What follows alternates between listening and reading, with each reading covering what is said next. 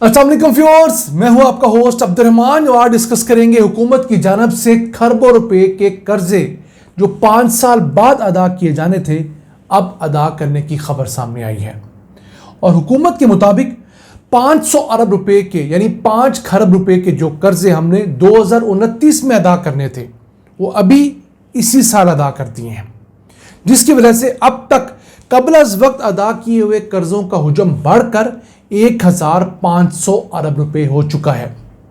याद रहे, दिसंबर 2024 के अंदर हुकूमत ने 1000 अरब रुपए के जो टी बिल्स इशू कर रखे थे, किस्म का कर्जा लिया हुआ था मार्केट से, वो टी बिल्स वापस खरीद लिए, जिनसे पैसे लिए थे कर्जे पे उनको लौटा दिए।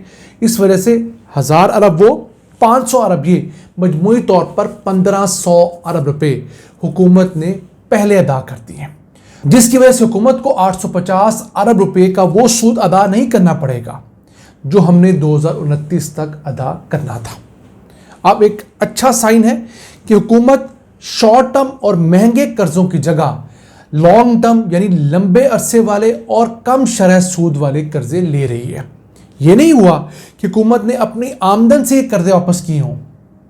यह चीज़ फैक्चुअली ठीक है कि हुकूमत ने ये कर्जे वापस ज़रूर किए, लेकिन नए सस्ते कर्जे लेकर पुराने महंगे कर्जे वापस कर दिए गए। इसका फ़ायदा ये हुआ है कि अब हमारे पास लंबी मुद्दत के कर्जे हैं जो शरह सूद कम के साथ हैं, तो जो हमारा कंसंट्रेशन रिस्क है वो कम हो गया है, हमारी फ्यूचर की जो लायबिलिटीज़ हैं वो कम हुई हैं। इसके साथ साथ हुकूमत का ये क्लेम भी है उसकी जो डेट टू जीडीपी रेशो है, यानी हमारी जीडीपी मईशत के मुकाबले में जो कर्जा है वो 2023 में जो 75% तक बढ़ चुका था, अब वो कम होकर 2025 में 69% तक आ गया है। लेकिन इसके लिए पहले आपको हुकूमत के वो अदाद व शुमार मानने होंगे जिसमें दावा किया गया है कि पाकिस्तान की लीगल जीडीपी जो है वो 400 अरब डॉलर्स को क्रॉस कर चुकी है। फिर पाकिस्तान के जो कर्जे हैं उनमें जो पहले एवरेज टाइम ऑफ मैच्योरिटी था वो सिर्फ 2 साल 7 महीने था, अब वो मैच्योरिटी का 1 साल बढ़ गया है। अब एवरेज जो हमारे कर्जे मैच्योर हो रहे हैं वो 3 साल 7 महीने बाद हो रहे हैं। तो ये एक अच्छा जंप जरूर आया है, लेकिन इसके पैरेलल देखें तो 30 मई 2025 तक स्टेट बैंक ऑफ पाकिस्तान के अदाद शुमार के मुताबिक वफाकी हुकूमत का कर्जा बढ़कर 76,000 अरब रुपए हो चुका है। याद रहे, ये सिर्फ कर्जा है, इसमें लायबिलिटीज शामिल नहीं है। वो शामिल कर लें तो कोई 90,000 अरब रुपए के कर्जे और लायबिलिटीज बनते हैं। चलिए अगर 76,000 अरब रुपए को देखें तो मई 2024 की निस्बत ये 12% बढ़े हैं। मई 2024 के अंदर वफाकी हुकूमत का टोटल जो कर्जा था वो 67,730 अरब रुपए था। तो 1 साल के दौरान वफाकी हुकूमत ने 8,310 अरब रुपए का कर्जा लिया है। और अगर पीडीएम 1 और पीडीएम 2 की हुकूमतों को हम कोलैबोरेट कर लें, यानी कि अप्रैल 2022 से लेकर मई 2025 तक आए तो 37 महीने बनते हैं। इन 37 महीनों के अंदर पीडीएम हुकूमतों ने 32,300 अरब रुपए कर्जा लिया है। इसके अंदर निगरान हुकूमत भी शामिल है, वो भी इसी पीडीएम का एक शाखसाना था, एक ब्रांच ही थी, सबको पता है वही सिस्टम चलता आ रहा है। तो इन्होंने महाना 872 अरब रुपए कर्जा लिया है। रोजाना 30 अरब रुपया पाकिस्तान के ऊपर कर्जा बढ़ रहा है। अब बात करते हैं पीडीएम से पहले पीटीआई की हुकूमत के ऊपर, जिन्होंने अगस्त 2018 के अंदर हुकूमत संभाली। तो उस वक्त पाकिस्तान का जो कर्जा था वफाकी हुकूमत का वो 25,000 अरब रुपए था। 45 महीने उनकी हुकूमत रही। अप्रैल 2022 तक पाकिस्तान का ये कर्जा बढ़कर 43,700 अरब रुपए हो गया, यानी 45 माह में 18,700 अरब रुपए पाकिस्तान पर कर्जा मजीद चढ़ा है।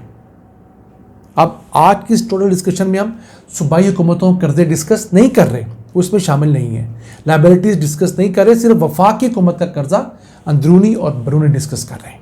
ये टोटल कर्जा है, इसमें 70% कर्जा हमारा अंदरूनी है, 30% बैरूनी कर्जा है सिर्फ। तो उन्होंने 45 महीने में 18,700 अरब रुपए कर्जा लिया اور اس وقت مریم اورنگزیب نے کہا تھا کہ اس پی ٹی آئی کی حکومت نے اپنے ٹینیور کے اندر 20,000 ارب روپے قرضہ لیا ہے۔ آپ سکرین پر اس وقت کے ریڈیو پاکستان کا تراشا دیکھ سکتے ہیں، کیونکہ ریڈیو پاکستان کی ایک ویب سائٹ بھی ہے۔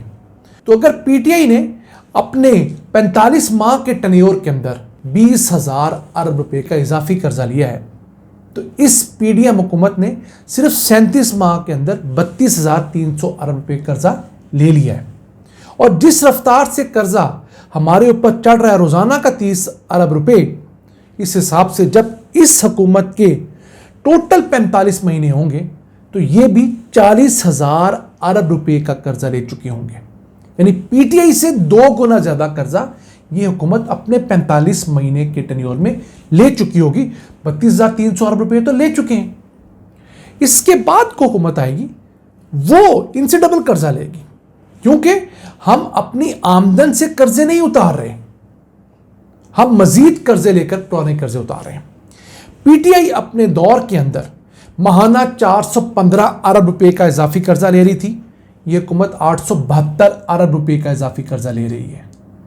پی ٹی آئی دور میں روزانہ پاکستان کا قرضہ 14 ارب روپے بڑھتا تھا، اس حکومت کے ٹینیور میں روزانہ ہمارا قرضہ 30 ارب روپے بڑھ رہا ہے۔ پی ٹی آئی سے پہلے جو حکومت تھی اس کے ٹینیور میں ہمارا قرضہ کوئی 8 ارب روپے ہر روز بڑھتا تھا۔ تو آپ دیکھتے ہیں اس سے پہلے ہمارا قرضہ 3 ارب روپے روزانہ بڑھتا تھا، اس سے پہلے 1 ارب روپے روزانہ بڑھتا تھا۔